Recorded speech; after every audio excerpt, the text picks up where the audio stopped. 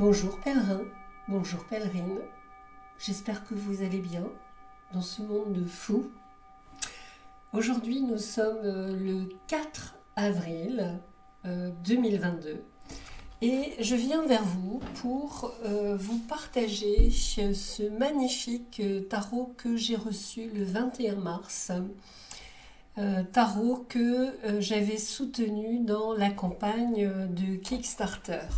Alors ce tarot, eh bien, c'est un tarot créé par Hans-Jürgen Bauer, autrichien, et Carly Fischer, auteur de ce tarot. Et je vous parlerai tout à l'heure aussi des messages et de ce guide.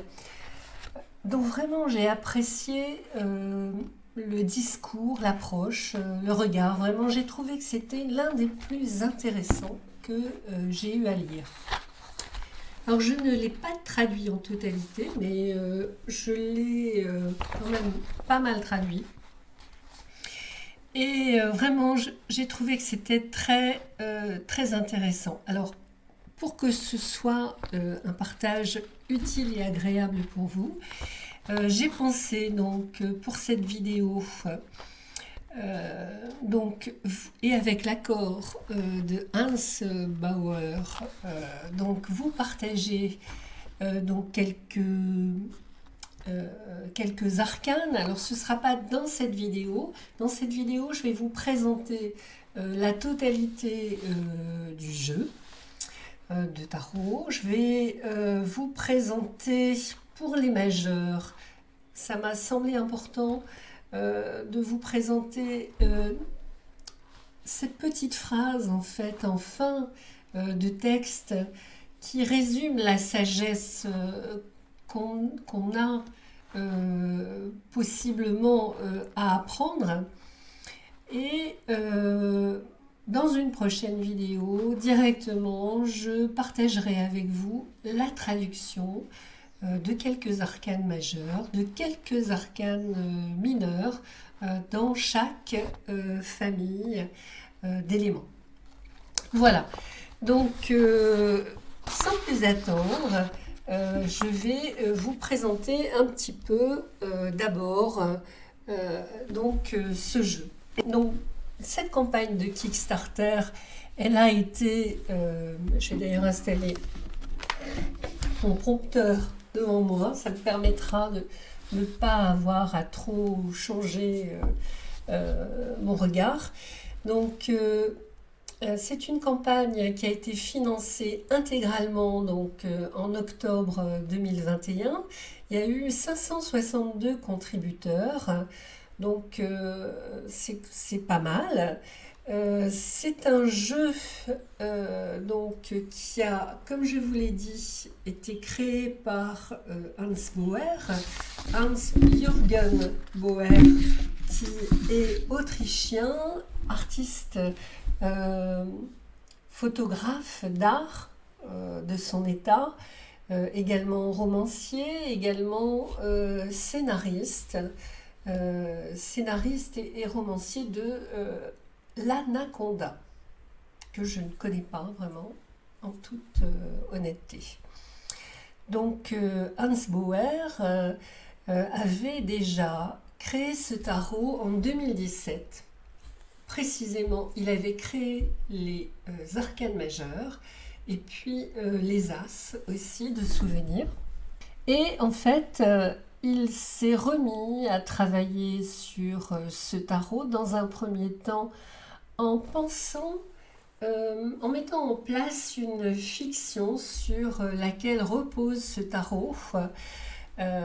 Et ensuite, donc petit à petit, chemin faisant, il a créé l'ensemble des cartes. Alors ce sont des cartes comme vous pouvez le voir, qui sont des photos qui sont arrangées, entre guillemets, et qui donnent en fait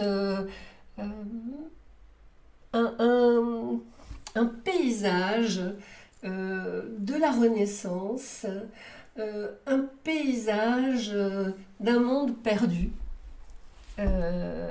et d'un tarot perdu également. Je vais vous expliquer pourquoi. En fait, donc tout à l'heure, je vous parlais de cette fiction sur laquelle repose ce tarot, qui a donc été créé par Hans Bauer. Cette fiction, c'est en fait donc un tarot qui aurait été retrouvé récemment, dans les années 90, dans une campagne perdue. Et c'est un tarot, pardon, qui est la création d'un commerçant tisserand de la Renaissance, un commerçant tisserand qui, à l'occasion de ses voyages, a rencontré donc Léonard de Vinci, a été suspendu aux travaux de ce Léonard de Vinci, et plus particulièrement par le travail qu'il avait commencé donc à entreprendre d'un dispositif optique, tiens non, et qui a vraiment interpellé ce tisserand.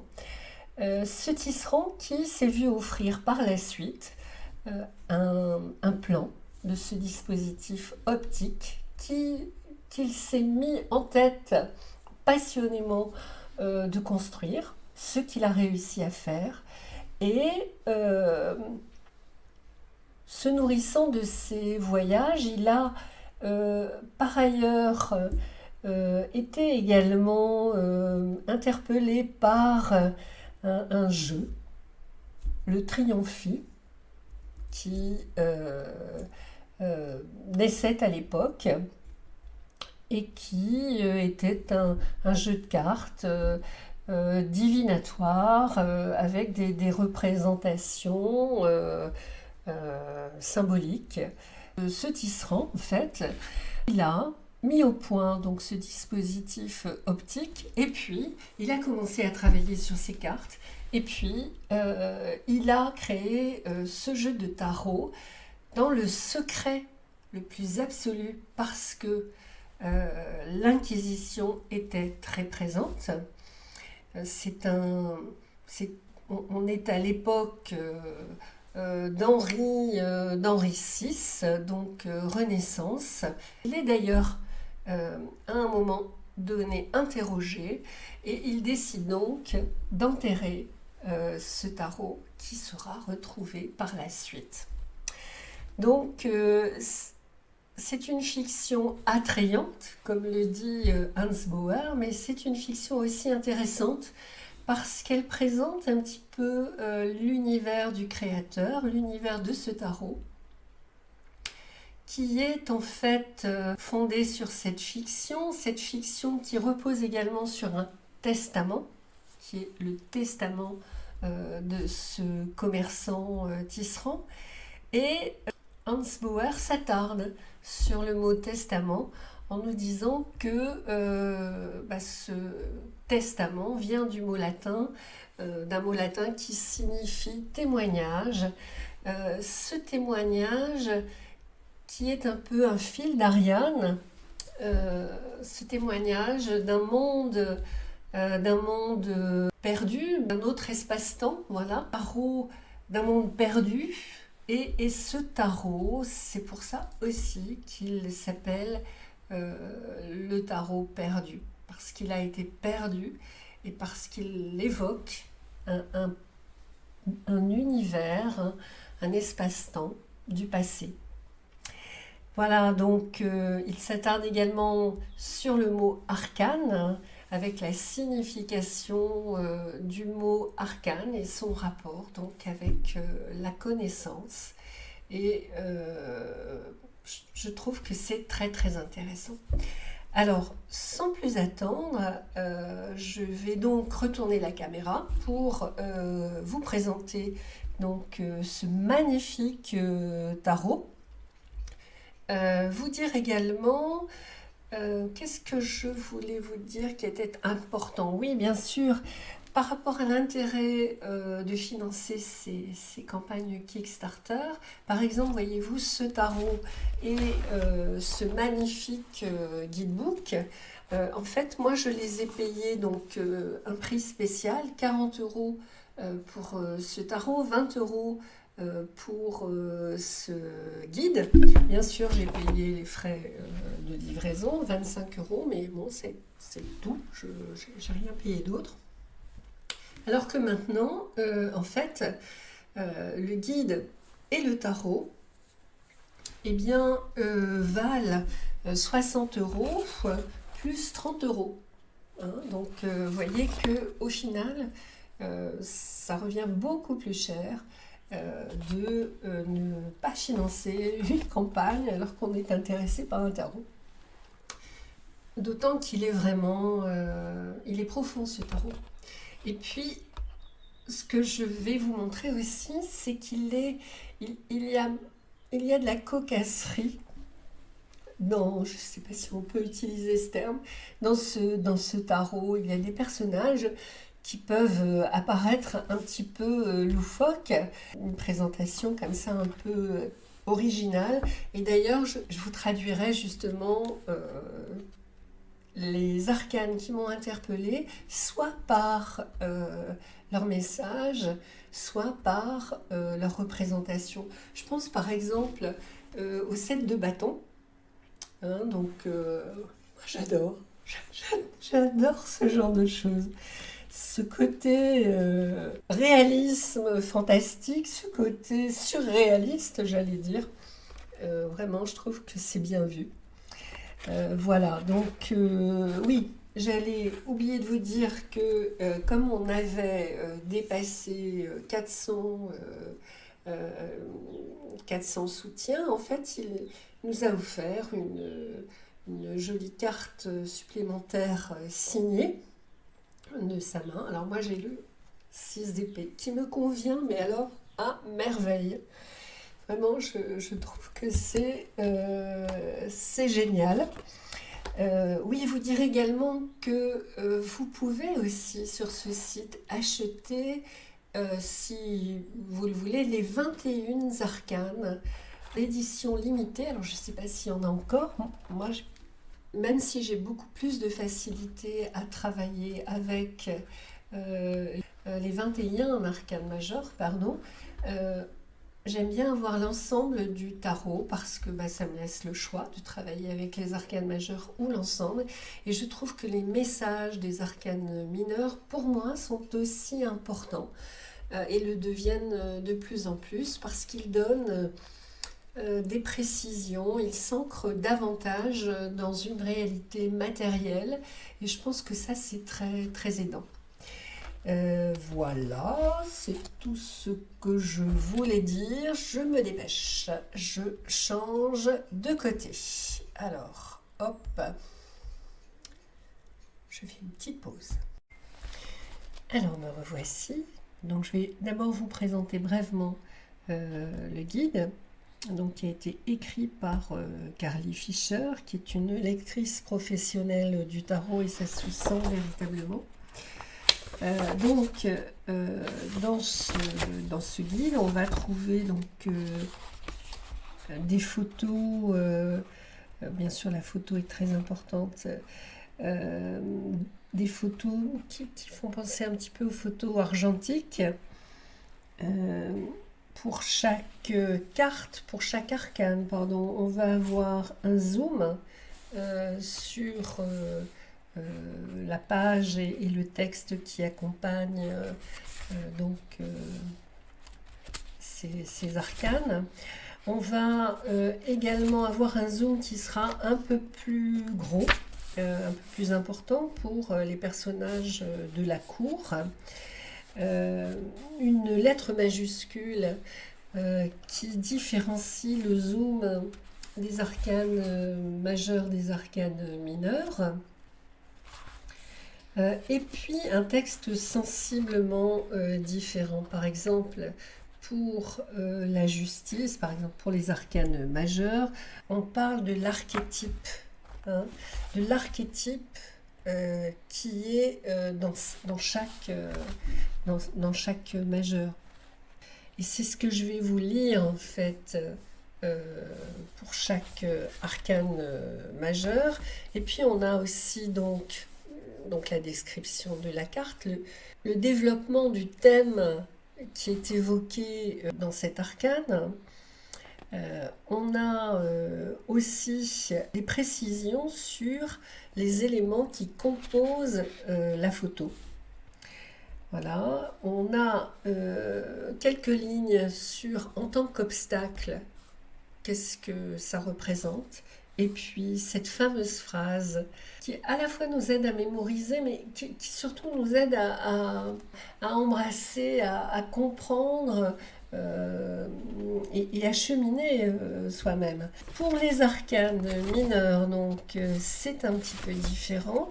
Donc on a toujours les mots-clés.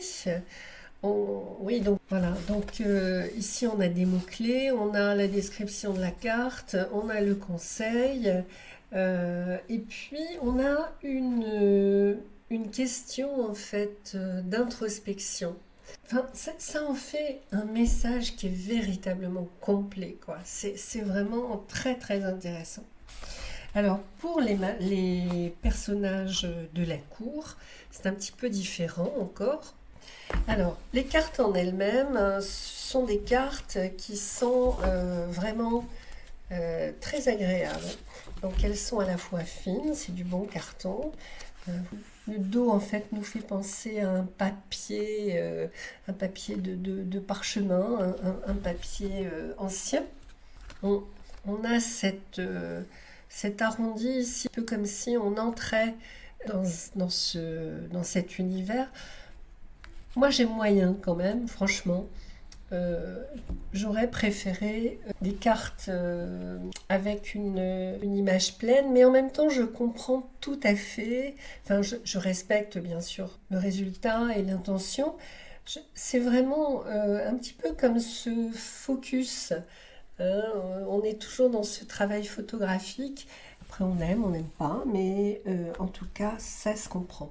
Mais j'ai oublié de vous parler de ces deux cartes supplémentaires, je suis désolée, qui sont des kings. Hein. Alors c'est vrai aussi, ça a été ma première impression. Ça m'avait fait aussi même impression quand j'avais présenté le Darkness Tarot, voilà, où j'avais eu le sentiment, voilà, d'un tarot fait par un homme et ça se sentait. Ben là, c'est aussi mon impression. Hein, la patte masculine est à l'œuvre. Donc, le fou. L'archétype donc, du fou, c'est la jeunesse éternelle, l'enfant, le voyageur. On va dire que ses caractéristiques, c'est un personnage aventureux, optimiste, confiant, où il y a du potentiel, donc on parle d'un nouveau départ. Et cette petite phrase donc à la fin de la page, c'est « L'espoir jaillit éternellement ». Et ça, je trouve ça vraiment fantastique. Bon. Alors, le mage, donc pour le magicien. J'aime bien ce personnage un peu fantasque.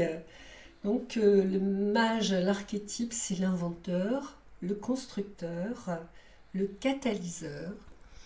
Donc quelqu'un qui est capable, qui est un créateur, quelqu'un qui est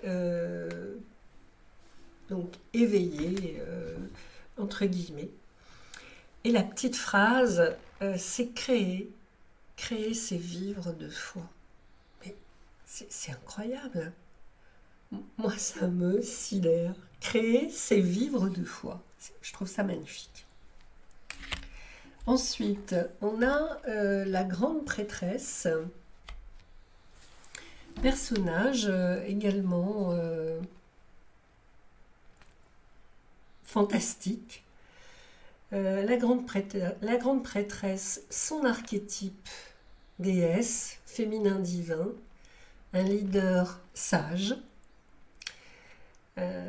Donc, les caractéristiques de l'arcane, c'est la connaissance intuitive, spirituelle, peu commune.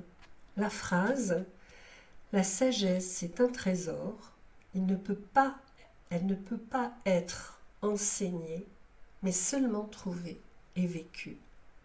Je trouve ça. Voilà quoi, ça décoiffe. Alors, l'impératrice, l'archétype de l'impératrice, la mère, la reine, l'artiste, c'est les caractéristiques empathiques, nourricières, créatives. La phrase « Où que vous receviez de l'amour, c'est votre maison ». Ça m'émeut.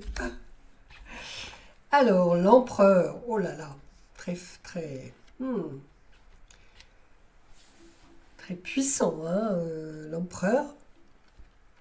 Archétype père, roi, masculinité divine, caractéristiques autoritaires, enraciné, structuré, décisif, expérimenté.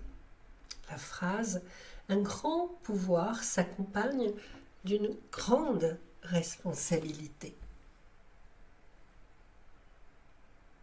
Oh, je les trouve magnifiques, ces personnages.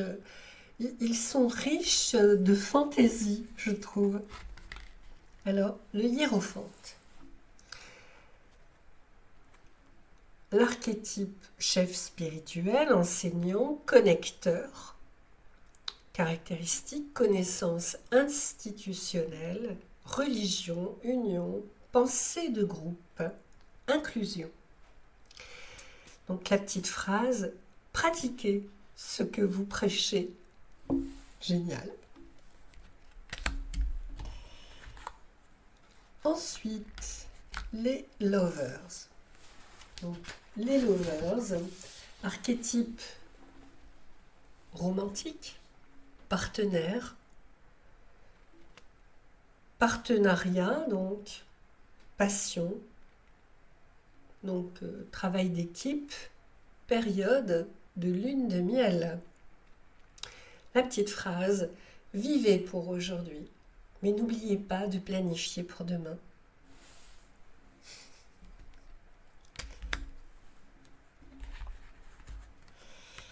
Alors, j'aime bien cette vision qui, on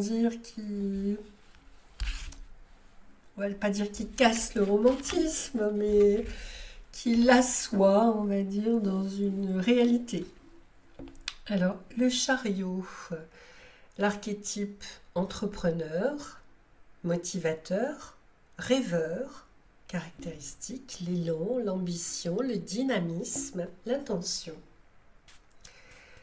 Petite phrase, mettez la pédale sur le métal.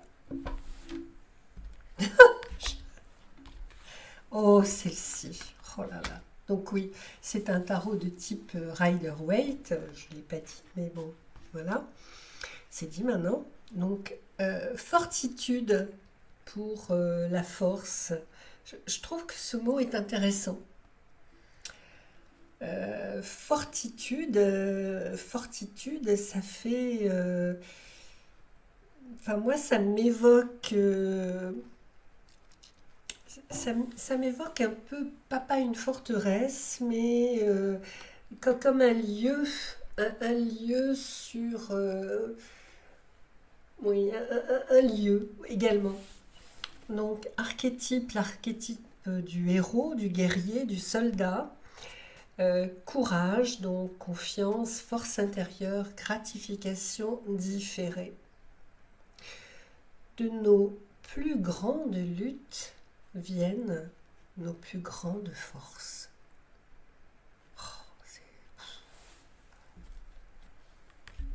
Ça m'époustoufle. Alors l'ermite, un bel ermite.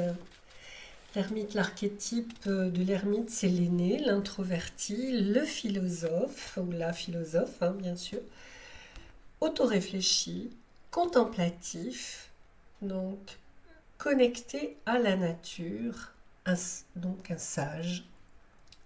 La phrase « Vivre correctement mène à la pensée juste ». Voilà, il n'y a pas de grand... Vous voyez, c'est pas un grand discours, mais c'est édifiant, si je puis dire. Alors, la roue de la fortune. Donc, on a cet édifice, entre guillemets, moyenâgeux.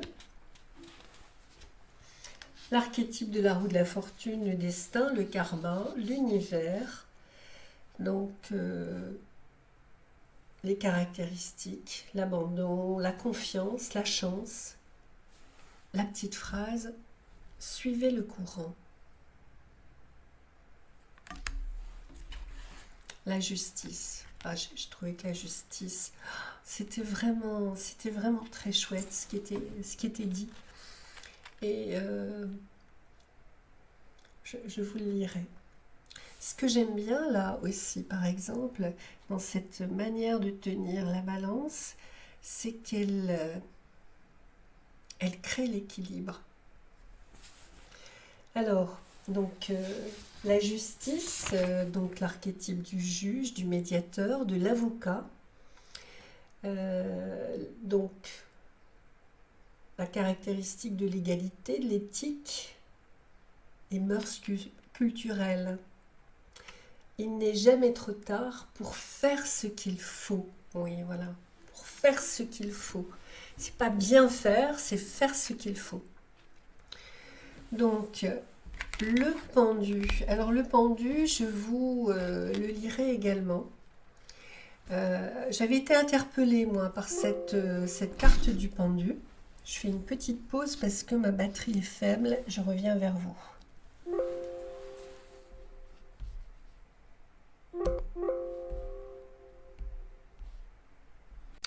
Voilà, je reprends. Je fais les choses un peu plus légèrement. Donc, bon, voilà, il y a parfois des petits couacs. Donc, oui, le pendu, j'avais été interpellée par cette carte parce que dans l'imagerie, entre guillemets, traditionnelle, on voit cet homme, voilà, ce personnage plus exactement pendu par donc, les pieds, voilà, enfin. Et on parle généralement donc du sacrifice de soi, du temps de pause, etc. Bref, de ce travail, de cette posture qui donne lieu à travail intérieur, redimension par rapport aux relations. Mais là, j'étais interpellée parce qu'on voit un personnage qui va être mis à mort, enfin un personnage vaincu, voilà, qui va être jugé. Donc, c'est un sacrifice. Ça n'est pas que le sacrifice de soi, c'est également le sacrifice. Et ça m'avait vraiment interpellée. Et j'ai donc traduit tout de suite cet arcane. Et ce qui est mis en lumière, ce qui est développé, c'est l'aspect, comment dire, de l'interaction en fait entre soi et les autres dans ce moment, cette posture, cette situation du pendu. Et j'ai trouvé que c'était vraiment super intéressant. Donc voilà, je vous le lirai également dans la prochaine vidéo. Donc le pendu, donc l'archétype du martyr, du procrastinateur, pardon. Donc le sacrifice de soi, patience, humilité. Donc la petite phrase, nous ne pouvons pas contrôler les actions des autres, seulement la façon dont nous y réagissons. Donc on sent bien dans cette phrase-là ce positionnement dans l'interaction relationnelle. Pas que, mais aussi, quoi. Alors, voilà. Mort.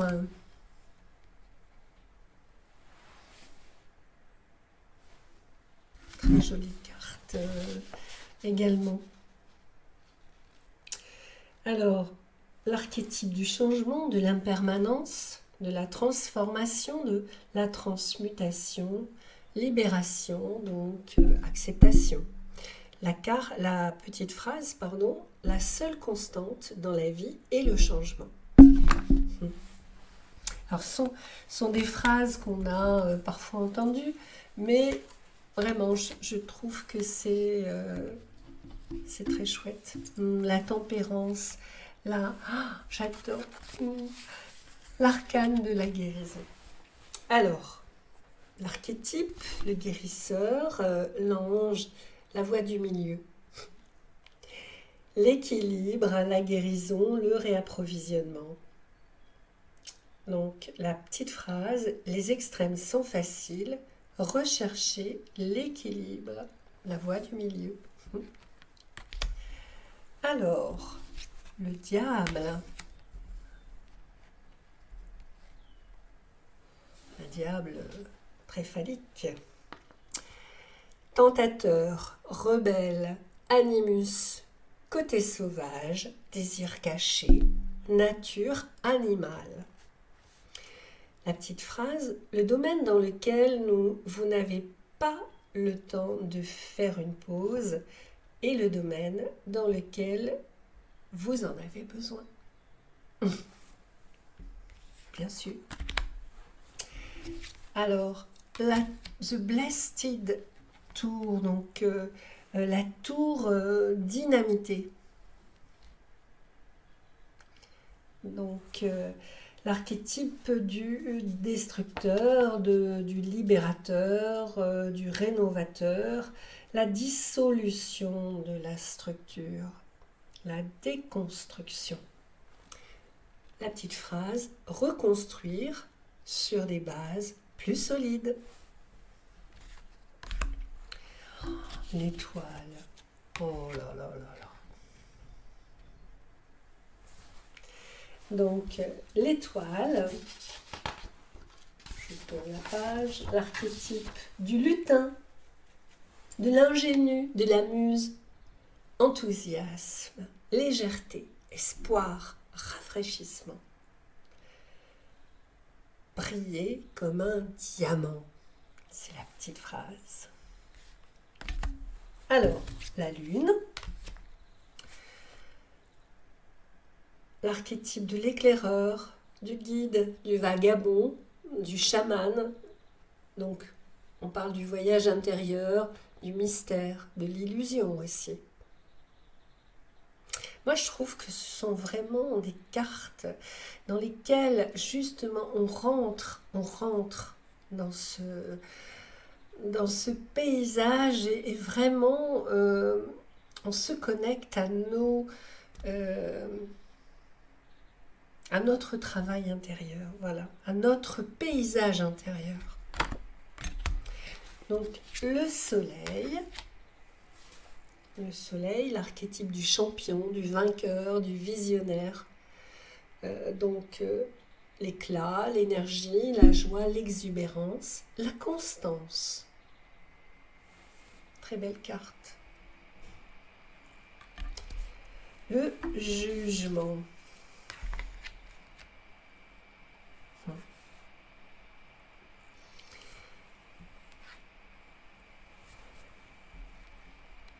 J'essaye d'avoir l'ange aussi. Le jugement, l'archétype du ressuscité, du survivant, de l'éveillé ou du réveillé. Le renouveau, la renaissance, l'épiphanie. C'est un joli mot ça, l'épiphanie. Alors, le monde, on aura fini les arcanes majeurs. Donc, l'archétype de l'unité, de la plénitude, de l'achèvement. Donc, on parle de but, de conclusion, de clôture. La petite phrase, profitez de la vue depuis le sommet. Bon, voilà, je vous ai donné donc un avant-goût du niveau, de la qualité de ce tarot. Je vais maintenant vous présenter peut-être plus rapidement les arcanes mineurs. Certainement un petit peu dans le désordre. Je m'en excuse. Voilà. Magnifique carte de l'As de coupe. Vraiment magnifique.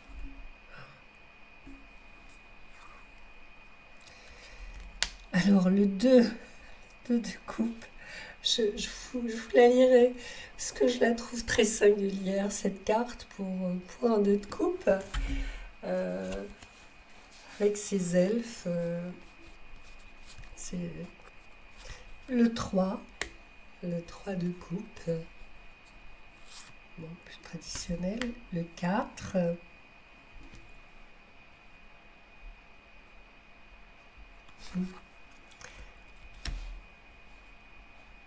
J'aime bien parce qu'on reconnaît bien le fou, quoi. Le 4, le 5 de coupe. Le 6. Je trouve que c'est un effrayant 6 de coupe. C'est magnifique, hein, mais bon. Le 7 de coupe. Voilà. Le 8 de coupe.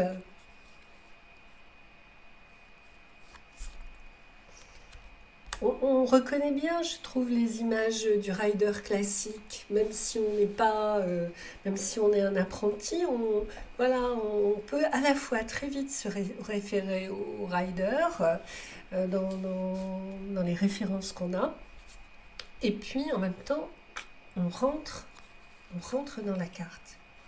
Le 10 de coupe, le page de coupe,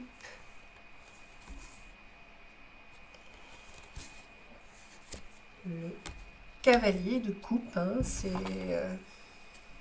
ce qu'on avait en carte supplémentaire. La reine de coupe.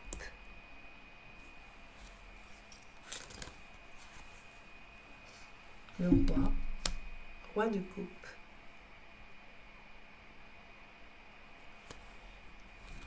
Ensuite, on arrive aux épées.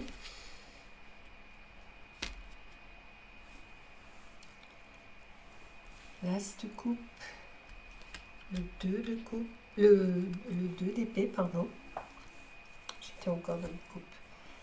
Le 3 d'épée.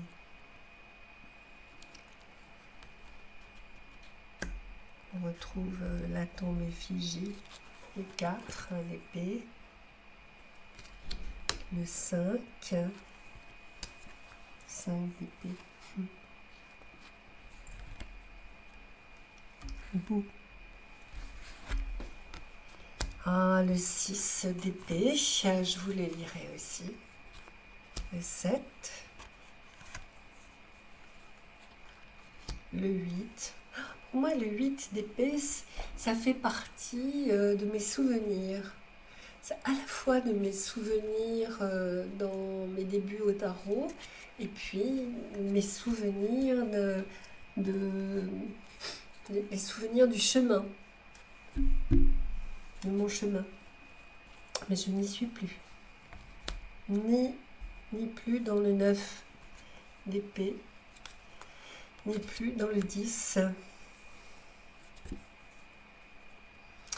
Donc le page d'épée, le valet d'épée,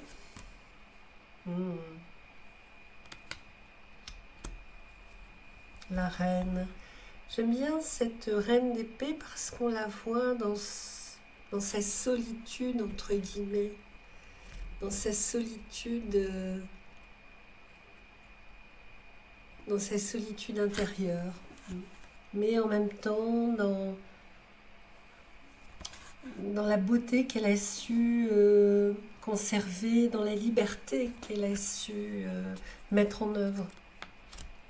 Le roi d'épée. Alors, c'est comment dire, c'est ce roi qu'on retrouve. Alors, pour moi, c'est aussi un personnage qui me fait penser, moi, à, comment dire, un western. Voilà. Bon, c'est absolument pas approprié, je suis désolée. Alors, l'as de pièces.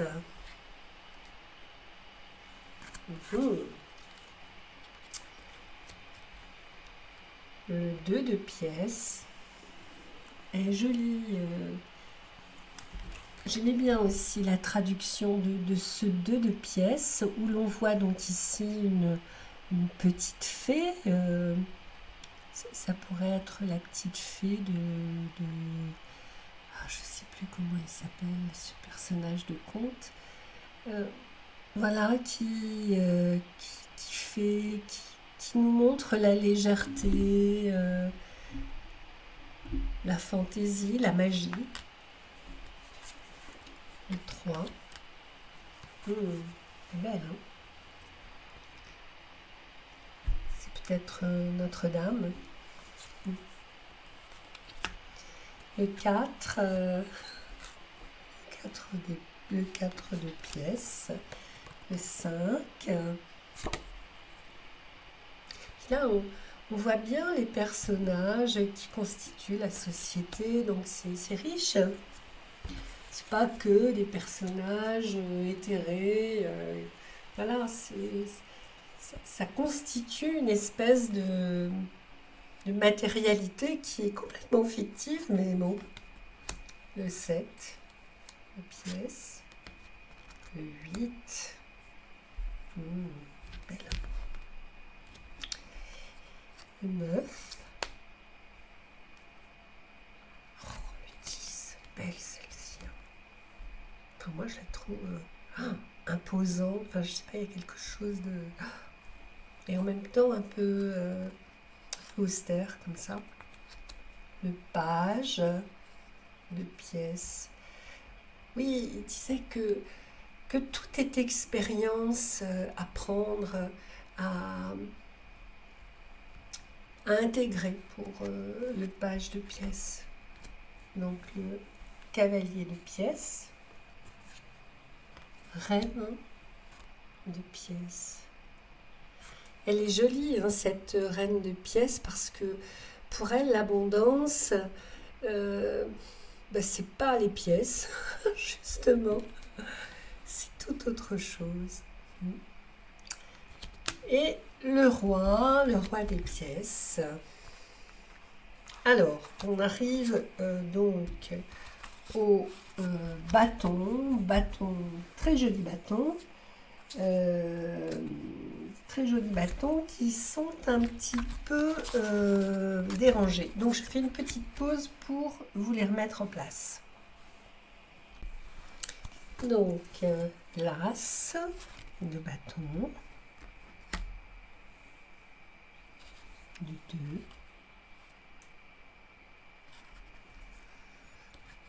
la main monde, le 3, le 4, le 5, le 6, le 7 que j'adore, le 8. Alors le 8 me rappelle un souvenir du tarot de la forêt. J'avais fait une vidéo.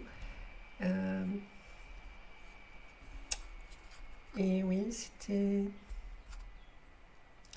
pas la même carte, mais voilà, il y a une association d'idées. Alors, une association, court. Alors, le 9, le 10,